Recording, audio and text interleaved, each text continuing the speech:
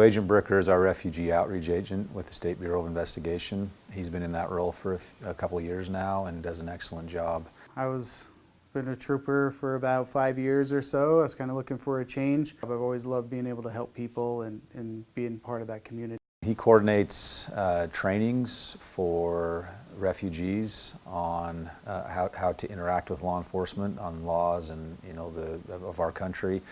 Typically when these refugees come from other countries, they don't trust the police. The police may be corrupt in those countries, and so this is an effort to try to build trust between the refugee community and law enforcement. The thing I like the best about this job is being in law enforcement. You obviously are dealing with people at their worst. I'm used to talking to people who don't want to talk to me.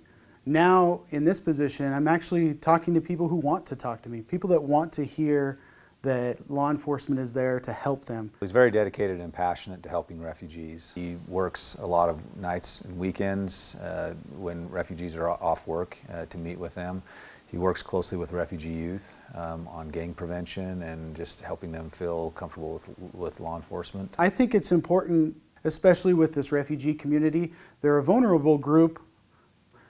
We need to build up that relationship to build that trust so that when something does happen in their community, they're comfortable in approaching law enforcement.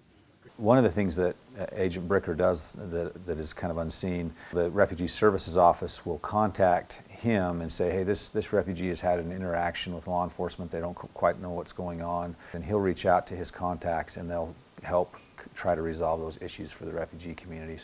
I've definitely become more compassionate towards people and their backgrounds, where they come from, and try to understand that a little bit more and take that extra time to understand that they're coming from a place that maybe you've never had to go, and take that extra time to explain or to get an interpreter or to do something like that that lets them feel like, okay, this guy really cares about me. Because in the end, when I've been in the communities, they've said that they just want to feel more like friends with their law enforcement officers. They want the law enforcement officers to be part of the community.